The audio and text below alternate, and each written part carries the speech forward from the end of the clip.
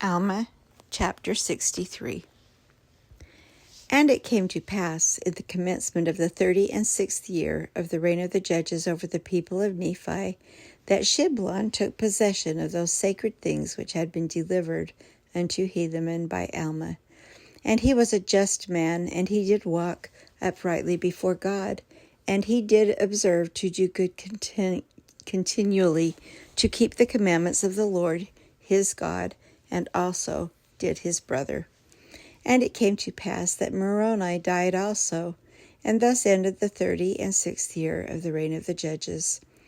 And it came to pass that in the 37th year of the reign of the judges there was a large company of men, even to the amount of 5,400 men, with their wives and their children, departed out of the land of Zarahemla into the land which was northward. And it came to pass that Hagoth, he being an exceedingly curious man, therefore he went forth and built him an exceedingly large ship on the borders of the land Bountiful, by the land Desolation, and launched it forth into the west sea, by the narrow neck which led into the land northward. And behold, there were many of the Nephites who did enter therein, and did sail forth with much provisions, and also many women and children, and they took their course northward, and thus ended the 37th year. And in the 38th year this man built other ships, and the first ship did also return, and many more people did enter into it, and they also took much provisions, and set out again to the land northward. And it came to pass that they were never heard of more, and we suppose that they were drowned in the depths of the sea.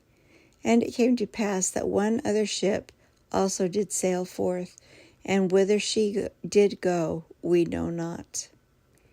And it came to pass that in this year there were many people who went forth into the land northward, and thus ended the 38th year. And it came to pass in the 39th year of the reign of the judges, Shiblon died also, and Corianton had gone forth to the land northward in a ship, to carry forth provisions unto the people who had gone forth into that land. Therefore it became expedient for Shiblon to confer those sacred things before his death upon the son of Helaman, who was called Helaman, being called after the name of his father. Now behold, all those engravings which were in the possession of Helaman were written and sent forth among the children of men throughout all the land, save it were those parts which had been commanded by Alma should not go forth. Nevertheless, these things were to be kept sacred, and handed down from one generation to another. Therefore in this year they had been conferred upon Helaman before the death of Shiblon. And it came to pass also in this year that there were some dissenters who had gone forth unto the Lamanites, and they were stirred up again to anger against the Nephites.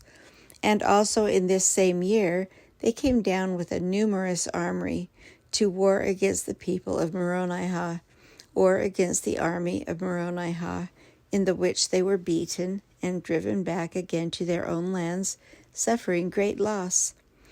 And thus ended the 39th year of the reign of the judges over the people of Nephi.